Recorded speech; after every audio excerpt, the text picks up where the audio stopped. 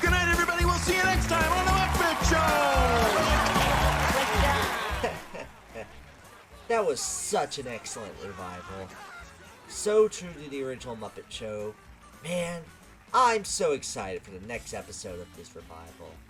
If there were any! But wait, I could just rewatch the old Muppet Show, and I can do that. But instead, I'm going to do something that I've wanted to do for a while. Being kind of in a rut in terms of doing a video on TV shows, I think now it's the perfect time for me to do a video on one of my top favorite TV shows of all time. But because it's so good and so significant, I wanted to do something even grander for something as special as the Muppets. Not just a review of the show, an entire retrospective. I wanted to showcase the history behind such a beloved TV series, and how it gained the legacy it deserved. So, why not? Let's get things started on the most sensational, inspirational, celebrational, Muppetational. This is what we call the Muppet Show. Retrospective!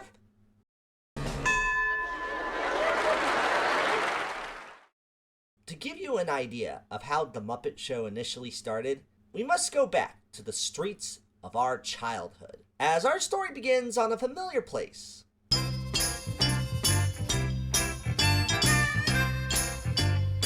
Of course, most people know Jim Henson best for his work on bringing the revolutionary children's television show Sesame Street to the forefront, as he created a lot of iconic characters on that show. However, something to note about Jim in connection to this series that a lot of people forget is that he wasn't actually the main force behind it, nor the series itself was a passion project of his. That's not to say he didn't enjoy or loved his work on the show. Far from it. But the show itself wasn't initially his idea. It was more from the minds of the Children's Television Workshop, to create a show that would be able to educate kids on various topics. Jim was basically hired because he had already done plenty of work with puppets, and the team at PBS were like, hey, this guy can create some funny, entertaining characters. Let's have him do that for our show. He did it with major success, even with one of his own creations, prior to Sesame Street, Kermit the Frog, being a major character appearing throughout. However, Jim was a more ambitious man than that. He wanted his work to be more known for something more than just children's television. Oh yes, any changes I'd like to see on the show? Yeah, well, we don't really have very much sex. He ends up making a name for himself thanks to the likes of Ernie and Bert, Big Bird, Cookie Monster, etc. But it was time for him to create a series all from his own mind. So he wanted to pitch the series as a major primetime show. The United States of America needs the Muppet Show, and you should buy this show. Now, we're not pulling any punches here. I mean, there's nothing subtle about this pitch. So buy the show and put it on the air, and we'll all be famous. The Muppets will be famous, and CBS will be famous because we'll have a hit show on our hands, and we'll all get temperamental and hard to work with, but you won't care because we'll all make a lot of money, and Slaughter and Henson will be happy, and you will be happy, and Kermit's mother will be happy, and God will look down on us and smile on us, and he will say, let them have a 40 share. So he decided to create two pilots, The Muppets Valentine Show and The Muppet Show Sax and Violent. These were created to give an idea of what Jim wanted to do, which is a variety series of these Muppet characters doing various skits and interacting with some famous guest star. Jim Henson's idea of doing a variety show goes so far back that he even worked on SNL for a brief period, which ended rather poorly. He's in love with Lily Tomlin. She has my sympathies.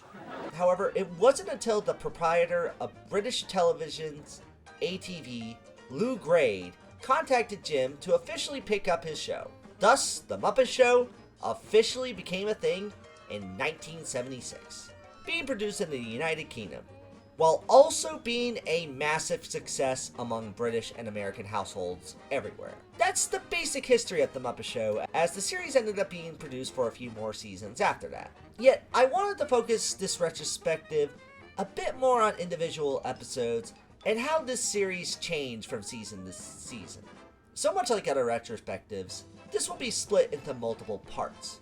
Best way to start out is with season 1. But before that, I want to talk about the best thing about Disney Plus. Yes, I have issues with this service, but one thing I will always appreciate is the fact that there was a decision to put practically the whole series on there. Seriously, the problem I have with the Muppet Show is despite its legacy, it was never airing that much when I was growing up. Sure, they aired reruns of it on Disney and even Nickelodeon back in the day, but it was never on that much. And it's a shame. This show needed to be viewed more. My exposure to this series was through that Time Life VHS series they had.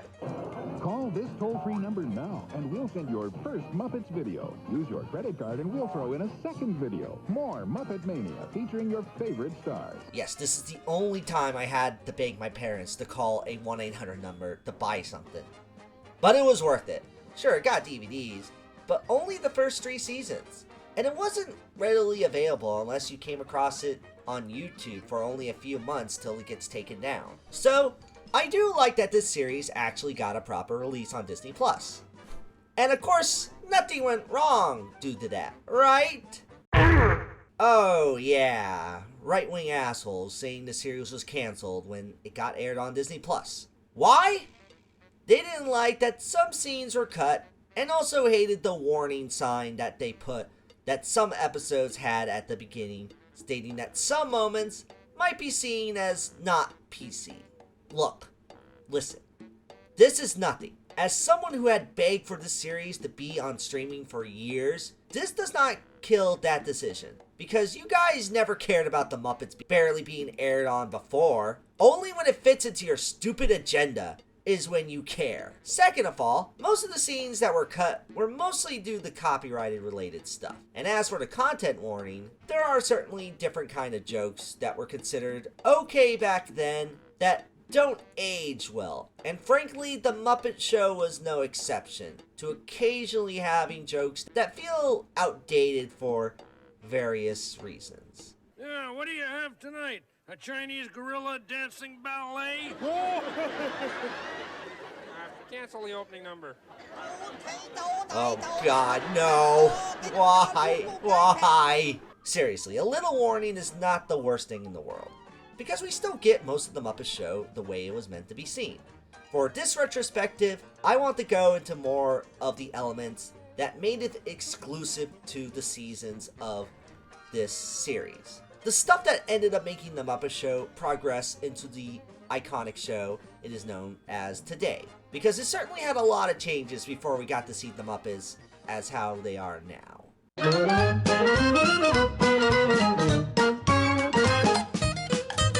Now, there will be some Muppet fans who will claim that Season 1 is the dark horse of the Muppet Show. And honestly, I wouldn't quite say that at all for this first season. However, it actually does have an aspect that makes it sort of the reason why people find this first season odd. But it's something that I think every television series has. And that is something I like to call first season syndrome. You go back to any TV show by its first season, and you recognize that this doesn't quite feel like the show you might have been accustomed to from seeing episodes from later seasons. This is because a lot of the times, the creators and teams on the show are experimenting with what these characters should be like, and how the stories will play out. With certain characters, and even other aspects like pacing and story structure, feel a lot different than how everyone perceived them now. Sometimes the art direction can be different, certain characters or skits are phased out later on, and even characters sometimes completely look different than how they look by the time the series gets its stride. The Muppet Show is definitely no exception to this. It has a different vibe. Even the opening is very different than what we're usually used to getting, without the stage structure of what the stage later on came to be, a different pitch, and also not quite as grand of an opening. Also featured in this opening, exclusive to Season 1, Fozzie cracks a quick joke. Hey! That Gonzo is so dumb, he just heard that we're running short of water, so he wants us to dilute it. And Kermit introduces our guest star. which never came back, weirdly enough. To introduce our guest star, that's what I'm here to do. So it really makes me happy to introduce to you. Plus, Gonzo uses a gong instead of a trumpet. So, yeah, right off the bat, different than what we're used to. However, I think it might be more jarring for a lot of Muppet fans who are watching season 1 for the first time, is because, well, it's the Muppets. These are characters that people have grown up with for decades, and at this point, we now have a good understanding of how these characters function, and what their personalities and dynamics are, thanks to so many other movies, shows, and various specials that these characters have appeared in. So when you go back to season 1, you get caught off guard by certain things you're simply not used to. Like this. She always does. She was, but was I good? Hey, that's not Frank Oz. Yeah, this is one of those examples, as Miss Piggy was sometimes voiced by Richard Hunt as opposed to Frank Oz during certain parts of the first season. Dr. Bob, you should be ashamed of yourself. 4 hours operating and he went just like that. Many other things were different from certain characters like Piggy, Fozzie, Gonzo, and Sam the Eagle having different looks compared to how they've updated them later on. There were certain skits that would appear every so often that were only really around in season 1, like the Muppet Discussion with the celebrity guest star. I'm talking to this crazy guy here. I'm talking about war and this, and then he tells me something about the price of coconuts. Now, am I crazy or is he crazy? And these skits with these houses telling home puns. My youngest boy is very interested in medicine. Ah, he's a doctor. No, a hospital. There were also a lot of stuff that was established within the first season of the show, as well for longtime characters. Like Scooter is actually a gopher for the Muppets. Not an animal, but more like a person who does stuff for a production. He's here because his uncle owns the theater, and even appears a bit later on in future episodes. But not too prominent. Though there were some other characters that made their debut in season 1, but never made too many appearances since then. One of them being Wayne and Wanda, a duo act that performs various musical numbers, only for it to go south near the end in some way. Love comes along. Ay, ay, ay, ay. They had their funny moments, and a nice pair that does have some girl representation in the early days of the Muppets. They eventually would be seen occasionally again later on, but it's not till the Muppets 2011 is when they started getting more recognition. We also get the debut of Marvin Scruggs, a performer known for bonking a bunch of little fur balls known as the Muppaphones, another character that does still make appearances here and there, and who doesn't love a good song sung by a bunch of hurting fur balls. Tuning up. Ow, ow, ow, ow, ow, ow, ow, ow. I say if I had to pick the most famous, primarily season 1 related Muppet characters that are the most significant, it would be narrowed down to 2. Uncle Deadly and Hilda. Uncle Deadly is a dragon-like creature that has a more spookier demeanor to him, making him one of the more creepier Muppets that isn't a giant. I love this guy. He's a cool, freaky character that also has a bit of class to him, being portrayed as someone still with some grace. He fits perfectly for a scenario or skit involving spooky-related premises, or Halloween episodes. Oh, hideously deformed is right. Watch it. I'm the beautiful assistant. The character made a major comeback in 2011 with the revival film, and he definitely got the most focus. And since then, he's been a recurring member of the Muppet team, oftentimes being Miss Piggy's assistant.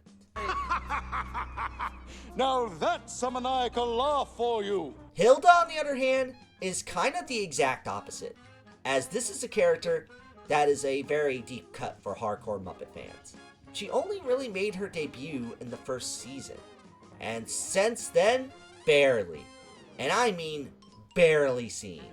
She's this older woman who helps out around the show, but admittedly there's not a whole lot to her character. She's mostly just this nice older lady who helps out, but doesn't have the zany nature of the rest of the Muppets.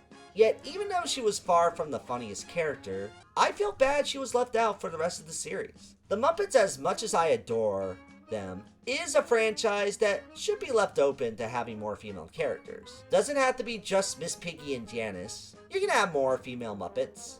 Also doesn't help that her puppeteer, Aaron Osker, only worked on the first season of the show. So that probably didn't help this character's lasting appeal. It's a shame, because girl Muppets and puppeteers should be included, as they're just as talented as the guy ones, from what we have mostly seen. But there is hope for Hilda fans, as guess what? She actually returns in the revival special. Okay, feathers. Glued, don't hug anyone till it is dry. Next! Yeah, she makes a brief cameo, which doesn't sound like much, but for a character that hasn't been seen in almost half a century, this kinda is. Maybe she'll get some fleshing out in this series, if it does get picked up officially. Though, of course, despite some exclusivity to Season 1, this season did introduce a lot of iconic skits, and we still get an early look of the origins of these iconic characters. You eventually also see Sweetums, Robin, Bunsen Honeydew, Swedish Chef, and the Electric Mayhem, to name a few, but not quite as defined. Yet you still get that zany, humorous Muppet energy with longtime skits getting their starts. Notably, Veterinarian's Hospital, a comedy skit where we see Rolf, Piggy, and Janice as doctors and nurses cracking jokes with their patients. Hudson Ralston on the roll with the brawl a suet. Bob, you can't sing at a time like this. I'm not singing at a time like this. I'm singing Hudson Ralston. An oldie but goodie. The At the Dance sequence, where various Muppet characters would dance with one another and crack random jokes throughout their conversations. This music they're playing is garbage. Pure garbage, man. Why do you say that? Enough said.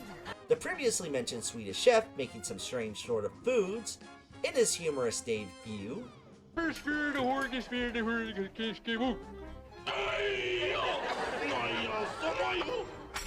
Muppet News Flash, where that reporter would come in to state a certain news story, also containing some literal punchlines. Here's a Muppet News Flash. There is no news tonight. Of course, we cannot forget the stylings of Gonzo's Daredevil acts, where he does a random stunts of sorts to impress the audience. Tonight I present a unique version of Pop Goes the Weasel, with a surprise ending. And Fozzie's comedic act, that oftentimes resulted in being heckled by Statler and Waldorf. What's the line? You just wait. Is that the line? Sure, they look and maybe even sound different, but the spirit of putting on a good act was still there. And there are still moments of Season 1 that are still very funny, and even low-key progressive too. Scooter, this rather severely limits the possibilities. Would you please explain yourself? Well, it's sort of a they. You mean there's more than one? Not really. Yet the Muppet Show wasn't quite the Muppet Show without its guest stars. And this is where I will be dedicating this retrospective to every individual episode that appeared in the series, as much as I can. Every episode's main standout is their guest stars, but nearly every episode has maybe one or two big standout skits, or even gimmicks to mix the show up a bit. Plus, it would feel appropriate to discuss a little background on the guest star appearing in the show, to see what they were known for to get them the recognition to be on a show like this. One last thing before I start is that I'm going in the order of how they were listed on Wikipedia, which is their release order, as sometimes it's debated on which is the correct order of the show. Others might also base it on DVD or stream placements, or even production dates. Yet it's also not as big of a concern for this, as of course the Muppet Show doesn't have an overarching story, so you don't have to watch the episodes in order. Either way, it's time to discuss the episodes of the Muppet Show, starting with Mr. Joel Grey, the first official guest of the series. Joel Grey was a famous theater actor who has appeared a lot on Broadway and film. Known mostly for his singing, A show like The Muppet Show is guaranteed to showcase that here. And they have quite a few musical numbers of him singing the old Razzle Dazzle. Granted, comparatively to later seasons of The Muppet Show, the guest stars don't feel quite as focused on. As Kermit mentioned in this episode of the intro, we get some stuff that looks like this.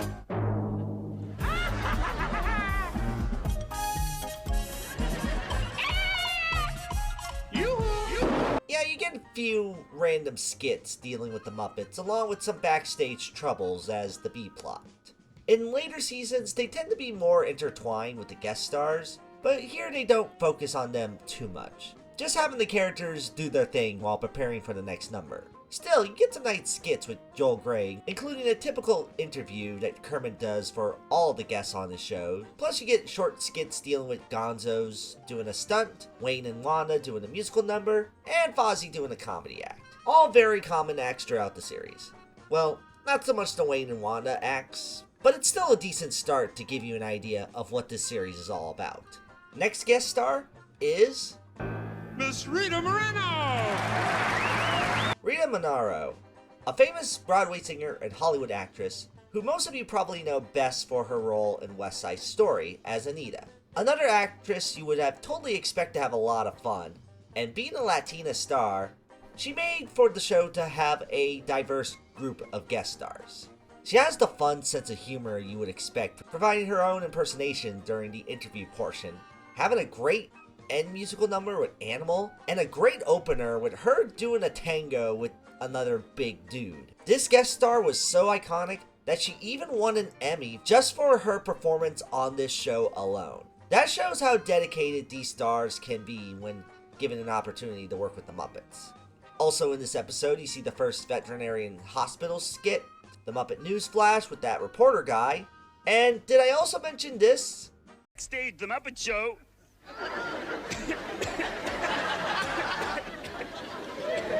Fozzie? Who was it? The fire department. I think this is what they call a running gag. You tend to see these all the time on The Muppet Show. But hey, that's why we love it so much. Miss Sandy Duncan! Sandy Duncan was another popular star known for her work on both stage and screen. She's been around for a while, mostly notable for playing young characters on Broadway shows, like Peter Pan. But she has dabbled in other roles too, including a few voice roles, like the main love interest in The Fox and the Hound, and the Queen from The Swan Princess. Her bright, cheerful manner is a good fit to work alongside the Muppets. She has some pretty good dance numbers with the giant Muppet characters of the bunch, and much like other episodes, it's filled with a few fun skits and a lot of laughs within backstage. After all, this episode has the famous running gag of the banana joke. Oh, tell me, what is this banana sketch? You never heard of it? Well, come on, Kermit. Everybody's heard of the banana sketch. Who's it, Kermit? Oh yeah, you probably want to know the full context behind the banana joke, because you never heard of it? Well, I must say, it's quite a hilarious one. A laugh riot, if you will. It's Mr. Jim Neighbors! Jim Neighbors is a musical artist that's both a country singer Have my fiddle and my farming too. Thank God I'm a country boy. and an operatic one at the same time. I have a lifetime of heaven. A solid pick for a guest star, as his goofy country-like demeanor fits the vibe of the Muppet Show quite well, if I do say so myself. He works pretty well with the zany goofiness these characters have to offer. It's also worth noting this episode introduces Scooter as a prominent member of the show. Of course he gets in because his uncle owns the theater. Listen, kid, I'm sorry, but you're too young, you don't have any experience, and I don't have any money for it in the budget. Yeah, my uncle owns this theater. You start today, get me a cup of coffee, your salary is $20 a week. But it's clear Kermit had to warm up to him a bit. Yet, it's still a funny introduction to one of the most iconic Muppet stars. Miss Ruth Buzzy! Another comedian and singer that was a good fit to work with on the Muppets. This episode with Ruth Buzzy is pretty fun. You get some good skits with this famous actress working off with the Muppets quite well in this fun-filled episode. She even gets a good musical number with Sweetums, so that's nice. Also included is a brief subplot with Kermit dealing with an invention of a wind-up host. See, even back then in the 70s, there was a fear of AI replacing real talent. No one wants Muppet AI. Fortunately for Ruth Buzzy, she would continue to work with the Muppets eventually, becoming a recurring human character on Sesame Street. So that's a plus. Speaking of guest stars continuing to work with the Muppets... Mr. Paul Williams! Ah, Paul Williams. When it comes to celebrities who work with the Muppets, Paul Williams is someone that shouldn't be sold short. Not cause, well... For the first time in my life, I am the tallest person on the show. He's already a fairly short dude, but this man has been a huge part of the Muppets' identity, as he wrote quite a few songs for certain Jim Henson projects, including Emmett Otter's Jug Band Christmas, Muppets Christmas Carol, and the Muppet Movie. I mean, this is the dude that wrote The Rainbow Connection. You can't have any contribution to the Muppets as big as that. Even outside the Muppets, Paul Williams is known for many other things, including his own music, both in and outside of movies, other movie appearances, like Baby Driver and Phantom of the Paradise, and even a couple voice roles as the Penguin in Batman the Animated Series, and a pretty memorable guest spot on Dexter's Lab as well. This episode is quite good, showcasing Williams' talent quite well. It also has Scooter and Fozzie doing a telephone bit, and Paul Williams getting his own Muppet version of himself. That's just an old-fashioned love song. A great episode that luckily wouldn't be the last time Williams would work with the Muppets. Just a good old-fashioned love song to enjoy. Miss Florence Henderson! Best known for her role as the mom on the Brady Bunch, Florence Henderson is another talented guest that really brings a lot of charm to the Muppet Show. She has a little bit of elegance, but enough of a sense of humor to really vibe well with the Muppet performers. It's also worth noting that, unlike what's been common for the Muppet Show, this episode doesn't end with a musical number with the guest star. In fact, this season has a decent amount of episodes like this. They don't quite have their finale be a guest star spotlight, but instead something else. In the case of this episode, it's Kermit doing a report on the planet of Coosbane, where we witness what I can only assume to be the way aliens would fornicate according to the Muppets. Still a fun episode, and I love that season 1 still retains the silliness we all like from the Muppets. Mr. Peter Ustinov! Another well-respected British actor that had a ton of memorable roles up until his death. Peter Ustinov appeared in countless movies, though my generation probably would know him best as the voice of Prince John in the Disney version of Robin Hood. Mommy! Ustinov has a good sense of humor, and being a theatrical actor, he fits the over-the-top nature of the Muppets very well.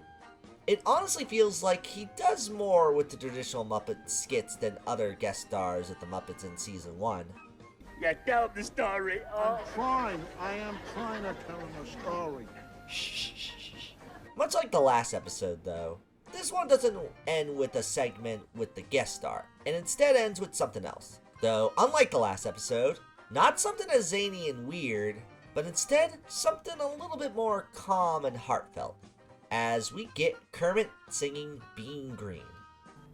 It's not easy being green. To be honest, this isn't the first time he has sung this song, and even within the Muppet Show, it won't be the last. But can you really complain about Kermit singing this song? It's one of his most iconic songs.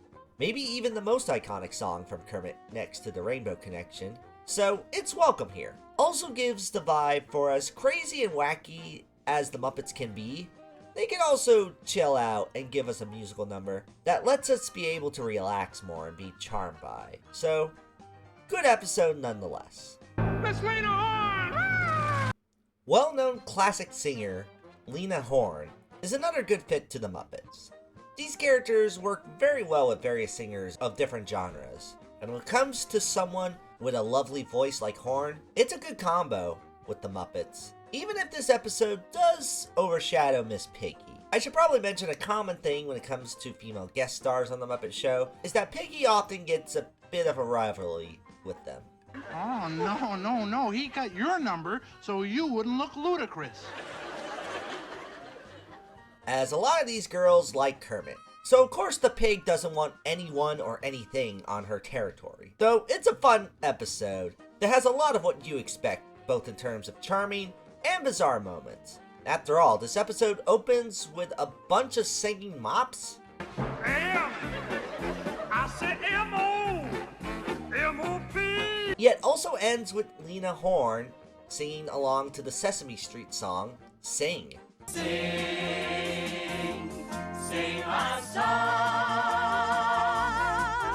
Nothing can describe the Muppets better than that. Mr. Harvey Korman! This is a fun one.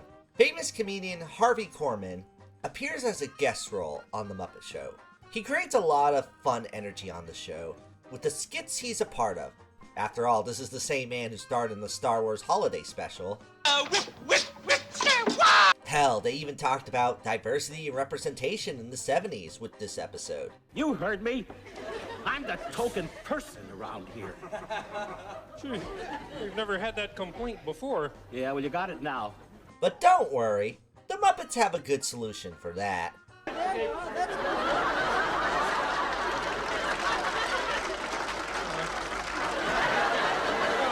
Other than that, this episode does contain some really memorable Muppet moments of this show's history, including one of the most memorable Fozzie jokes. Hiya! You're a wonderful looking audience. It's a pleasure to be here. Good grief, the comedian's a bear! You just said here. That was the wrong here. Which is the right here? The other here. And Robin ends this episode with a little song. Halfway down the stairs is a stair where I sit. Halfway Down the Stairs was initially a poem from Winnie the Pooh author A.A. Milne. And this cover from Robin the Frog is pretty synonymous with the character. It's a nice little charming tune sung very well about being in the halfway point. The episode ends with the song, and it's a nice change of pace, and serves well as one of the Muppet Show's most memorable moments. Good episode. Let's move on. Miss Candace Bergen! Candace Bergen is another actress who has done plenty of work in television and film over the years. She has done a variety of genres when it comes to being in movies, so her being in a comedic show like The Muppets add to that variety. Also to note, she is the daughter of Edgar Bergen, who would later appear on The Muppet Show, and was even considered an influence to the series in a way. This episode is a fairly standard one, still pretty funny, and has some memorable bits. It opens with a Miss Piggy musical number as a solo, while Candace Bergen has a few other bits that are fun in their own rights. This episode is filled with running gags, and just a simple little Muppet Show episode. It even ends with a familiar song if you grew up in the 2000s at all.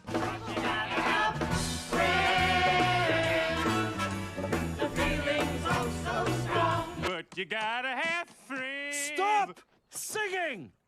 Mr. Ben Vereen! Another fairly well-known actor and singer from the 70s, Ben Vereen, known for his work on stage and screen, including the original production of Jesus Christ Superstar. Ben Vereen brings a lot of musical flair to this episode of The Muppet Show. His performances are very nice, singing a few well-known songs from very popular musicals. There's even a subplot dealing with Fozzie being trapped in a box. Fozzie, there is one alternative to canceling the show. Oh, there is, yeah? Well, we can replace you. How typical of that silly little bear. Fun episode, and a good showcase of talent. Mr. Charles Aznavour! Worldwide French singer Charles Aznavour makes his debut on The Muppet Show, showcasing a bit more culture at points in this episode. His performances are pretty charming to watch. Not the most zany actor to work with the Muppets, but the juxtaposition of classy performer and Muppets is always funny to watch. This episode is no exception. There's even a subplot with Gonzo getting Scooter as his manager, and even one of the most bizarrely dark General Hospital skits. No heartbeat, Dr. Bob. No pulse, no heartbeat, no use. He's gone. This man is dead, hot damn. I think we can move on to the next guest. Miss Phyllis Diller! Phyllis Diller was another well-known comedian from back in the day that I think most people are a bit familiar with. She has appeared in plenty of movies and TV shows, including a decent amount of voice work too. Probably the role most people know her for around my age is the Queen of the Ants in A Bug's Life. That's our lot in life. It's not a lot, but it's our life. A comedic talent like her was a good fit, and this episode is pretty funny, with Phyllis and Rolf the dog, of all people, having a good banter with one another. Do you make it a habit of annoying beautiful women? Yes, but since there's none around, I'll go ahead and annoy you. There's also a subplot where Hilda tries to look younger. After all, I am 35. Hey man, I'm pushing 30. I'm not that old. And there's also this. Hugga wugga. Piggy wiggy. Yeah, the Muppet Show certainly got out there with the skits they did. But again, it's another reason why this show really was one of a kind. Mr. Avery Schreiber! Another classic comedian, Avery Schreiber, was a classic comedian known for his Jean Charlotte-like mustache, and also performer with partner Jack Burns. Unfortunately, Burns does not make an appearance in this episode, but it still doesn't change the fact that this is a very entertaining episode. I mean, when the Muppets go medieval with one of the skits here, you know it's at least a little worthwhile. In the mix of that, we get a subplot with Piggy trying to make Kermit jealous, and one of the funniest early segments of Muppet Labs with a gorilla. And I don't mean like a gorilla Muppet like they usually do. I mean just an obvious man in a gorilla suit. There's just something so funny about a classic gorilla suit. That I am not being eaten by a gorilla. Though, what's a gorilla doing on the Muppet Show in the first place? Well, it's funny you should, see the George, they're onto us! Let's get out of here. Twiggy! Twiggy is another British star, known for her modeling, acting, and singing, among other things. Interestingly enough, she doesn't have much of a rivalry with Miss Piggy, despite the rhyming names. But her performances are pretty neat, including her narrating a story featuring some obscure Muppet characters that first appeared in the Frog Prince retelling by Jim Henson a few years back. Talk about a deep cut. The king said, Bother. and then he said, Oh, dearie me. the king sobbed. Oh, dearie me. There's also a subplot dealing with the Muppets encountering a phantom of the theater. Turns out the phantom is just Uncle Deadly, proving once again that he's a fun, perfect, spooky Muppet that is great to have as a part of this cast. Their biggest mistake was making it this long for him to become a Muppet mainstay, but I can't complain too much. What fools these Muppets be. This episode is still quite fun, with a good guest to boot. Miss Valerie Harper! Valerie Harper is another well-respected dancer and actress to be included in The Muppet Show. An Emmy Award-winning actress who has enough sense of humor to do an ending dance with a bunch of Muppet creatures. It also should be noted that this is one of the first backstage plots where the guest star has some major involvement, with Statler, of all Muppets, getting out of his seat because he wants to give Valerie Harper a gift. Only for that gift to cause a lot of trouble, as Statler got her a plant that was probably a precursor to Audrey from Little Shop of Horrors. It will grow and eat everything in sight. It bears a striking resemblance to my brother-in-law. It felt like with season 1 they wanted to separate the main backstage plot and the guest stars' acts to make both aspects feel a little bit more focused. But as we see in future seasons, they get more focus on having the guests be more of a plot, and I think it ends up working a lot better. I'm glad this episode was an early indicator of those kind of performances too. After all, this is still season 1 of The Muppet Show. I'm not expecting everything to be perfect, but at least the ideas of guest stars being more part of the story of these episodes was still considered as early as this one. The Mummenshans! Next episode is the Mummenshans. Who and what are the Mummenshans, you ask? Well...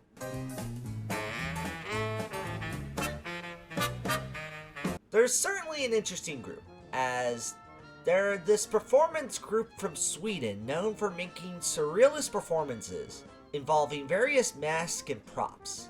They're the kind of performers that are cool with becoming weird-looking creatures with bizarre faces. This episode has a few minor other Muppet set pieces, including a subplot of Gonzo eyeing for Piggy's attention, but it's mostly known for the Mumashons, cause they're probably one of the strangest groups that the Muppets have ever had as a guest star. And that's kinda saying something. Though quite frankly, this is one of the many reasons I appreciate the Muppet Show so much as a variety show. Most of the time it's just a typical comedian or singer that performs on the show with the Muppet characters, but every once in a while, they get that very out there guest star that does a completely out of left field style of performance, which I think it's fitting that the Muppets can showcase this kind of weird, bizarre sort of talent that most shows wouldn't even bother to showcase at all, let alone be a guest star on their show. It makes the Muppets more varied in their episodes, so major respects to Jim and the team for that. Miss Juliet Prowse! Strangely enough, this episode is often listed as the first episode of The Muppet Show on the DVD and Disney+. Does make sense considering that Miss Juliet Prowse was a fairly famous theater and film actor and dancer, and with the Muppets being also a British production, it's cool to see her here. She has some dances with some extravagantly designed Muppets, and she even gets her own Muppified version of herself at the end. Aside from that, there are other aspects that make this episode so memorable. There's a part where Fozzie reenacts a Western with his best John Wayne impression. All right, everybody, reach for the floor. A duet from Scooter and Fozzie of Simon Smith and his dancing bear that was initially set up as a dog subplot earlier on in this episode. The Muppet Show? And a good finale with Piggy really going in on singing Temptation to Kermit, ending the note of this episode. I can't resist you on temptation and I... Before moving on, it should be also that this episode also has Mana Mana. Mana Mana. Oh, I think most people, even if you're not delved into the Muppets as much as hardcore fans, are at least familiar with this little tune. Such a strange song that initially didn't even first appear as a Muppet thing. It's a Swedish song that actually first appeared in the exploitation film Sweden, Heaven and Hell. It later would appear in Sesame Street. Mana Mana. Mana Mana. Not sure how the transition of exploitation foreign film and American children's television show came to be, but because of the Sesame Street association, the song would later appear in The Muppet Show, and clearly popularized the song where, when most people think of it, they think of the Muppets. These two Snoats creatures singing with this other guy who I don't even think has a name. But either way, it's iconic because, well, just look at it.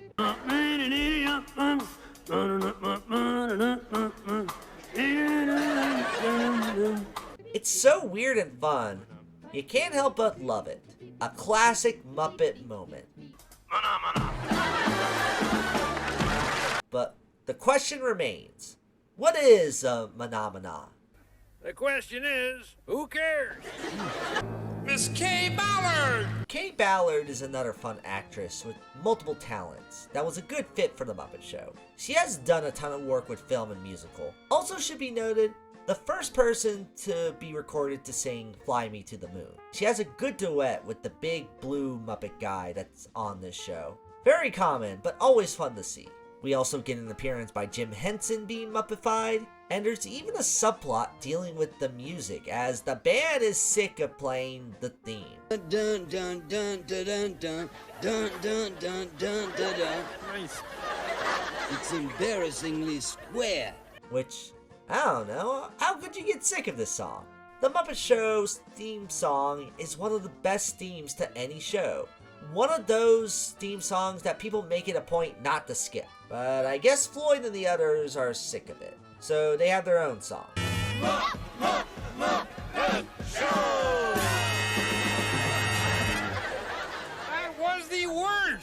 It fails miserably, and thus leads to this episode not having the traditional end credits outro. Good news is, we still get the Muppet Show ending theme, just this time only played by Rolf. But damn, he's such a good piano player. Well, you must admit, Nigel, this does sound a little square. Play, hound, play. It's still a great way to end the show.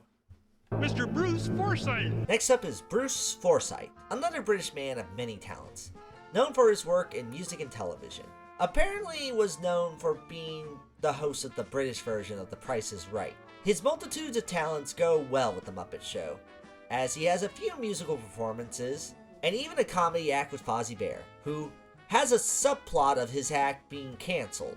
All you need is a bit of pacing, a bit of timing. Yeah? The right retort, the right line. Well, he couldn't throw a line to a drowning man. A fun episode. Nothing too out of the ordinary, but it gets some good laughs as expected. Which, apparently, Bruce Forsyth preferred ducks to pigs. Which doesn't make Miss Piggy happy. Pigs for one lousy duck? This is an outrage to all porkdom. But it sure does make this guy happy. Oh, it's not a bad-looking duck. Miss Ethel Merman! Another iconic actress of classic Hollywood, Ethel Merman was known for her work on theater with Broadway shows like Hello Dolly, and film, including movies like It's a Mad, Mad, Mad, Mad World, and There's No Business Like Show Business. Which fitting song that also ends this episode in particular. She fits quite well with the Muppet cast yet again, having a few one-on-ones with other Muppet characters. The rest of the episode also has some fun moments, including Fozzie and Kermit dealing with Fozzie's agent, who's literally is just a top hat and shoes. Hiya, Kermit. How you doing, sweetie? How does that work? Who knows? But one thing to note is that this episode has a bonus guest star. Not a major Hollywood celebrity, but instead a puppeteer named Richard Bradshaw. From Australia, this guy was known for his shadow puppet work. And while maybe a different sort of appeal than the Muppets, it's really cool, impressive work. You gotta appreciate how Jim wanted to bring attention to the craft of puppetry in different ways from his own. This variety show is a celebration of all different types of performances, and a showcase of different forms of puppets is awesome to witness on The Muppet Show. Miss Connie Stevens! Connie Stevens is another fun addition to The Muppet Show. Known for a variety of different movies, and even her singing, she adds an enjoyable energy to The Muppet Show, having a great performance with some of these monster Muppets, and she even sings Homer and Marge's love song from The Simpsons. Just like me, they long to be close to you. She also gets another Muppet likeness of herself too, much like Juliet Prowse. Also to note, this episode has Kermit performing with another pig named Lydia, that you can take an easy guess on who became jealous of her. Piggy, have you met Lydia? No. Have you met my left fist?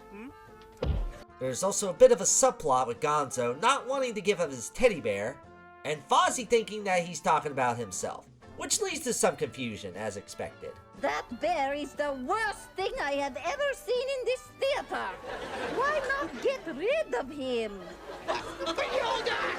Yet Connie Stevens isn't the only guest star in this episode. This episode has 2 extra guest stars that made this episode really hyped for me when I first watched it. A guest that, unlike a lot of other guest stars, who might not be as well known today with the current generation, these guys are people that we all know and love. Give it up for Ernie and Bert. Thank you, thank you, thank you. I mean, if you're a Muppet fan watching this, clearly Ernie and Bert need no introduction. And given who's behind these characters, of course they're going to be a fitting addition. Only in the final act with Connie Stevens, they're a delightfully funny duo to see. Then you're gonna say how pointy head I have and how floppy arms I have and how dull I am. I know you. Bert. What? Now you must admit, though, Bert, that the head up there is a little bit pointy, Bert. And I like seeing Bert even having a good time with Connie Stevens with this duet. Certainly one of the best early Muppet Show episodes for this reason alone, and comes highly recommended. Did I just make a complete fool of myself? Absolutely, Bert. Mr. Vincent Price! Arguably the best guest of season 1, save for the very last. At the very least, Vincent Price's appearance on The Muppet Show was the most famous. It is impartial to the fact that I'm sure anyone watching this might be at least a tiny bit aware of who Vincent Price is. A horror icon known for his creepy demeanor and passion for the goth, scary, and unsettling vibes, with a voice that's iconic. Whether you hear his voice as Professor Ratigan in The Great Mouse Detective, at the end of Thriller, or the narrator of various Edgar Allan Poe poems, Vincent Price is one memorable voice of the Halloween season. Hence why this episode of The Muppets, prior to Muppets Haunted Mansion, was the perfect Muppet-related thing to watch for the spooky season of October, as Price has quite a few spooky moments on this show. Even Kermit gets a bite out of it. People learn faster than others. Even outside the guest star, this episode is still a good pick for the Halloween season, with a few ghostly Muppets having some comedic moments throughout. Why don't we stop and have a drink? We can't. Why not? They don't serve spirits here. And even another three-headed monster wanting to go into the show. And don't worry, they make sure to use the correct pronouns. Some problems. Which one of you is the leader? He is. He is. She is. In fact, they got lots of problems. A classic episode, ending with a song sequence that, weirdly enough, wasn't included in the Season 1 DVD due to copyright, but did appear on the VHS, and the Disney Plus airing, fortunately. And I'm glad it is, as not only is it a good number with Vincent Price, but it also has Uncle Deadly, being a highlight before he got sidelined for about 20 years. A great episode for the Halloween season, as Uncle Deadly deserves to be the highlighted Muppet of the spookiest holiday of the year. You've got a friend. And that's basically season 1 of The Muppet Show. And overall, it's a swell old time.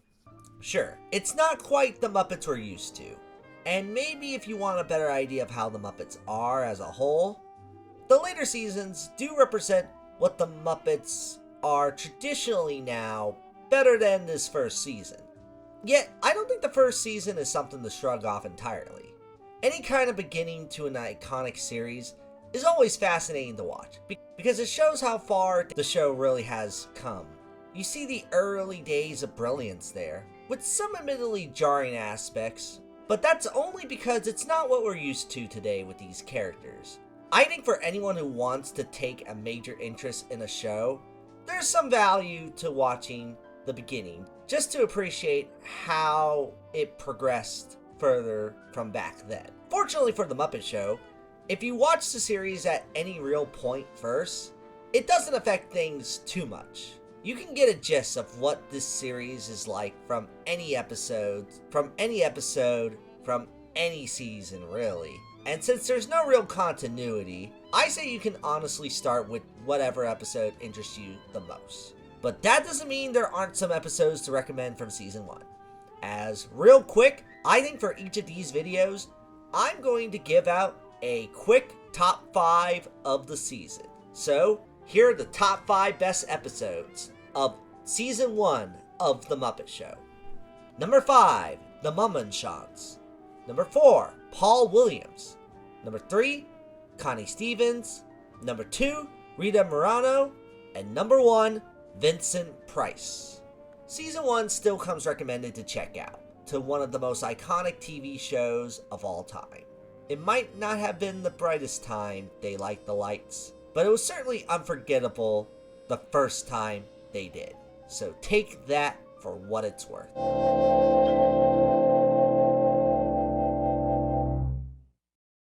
Thank you so much for watching, guys. Stay tuned for when I eventually cover season 2 of The Muppet Show. It's such a classic series that I intend to continue this retrospective by each season. Hope you enjoyed my take on this series, and what was your guys' favorite episode of The Muppet Show from season 1? Let me know in the comments, Please subscribe for more videos and subscribe to my Patreon for early access to future videos, even ones that are outside of the Muppets. And I will see you guys next time on the Muppet Show Retrospective. Take care.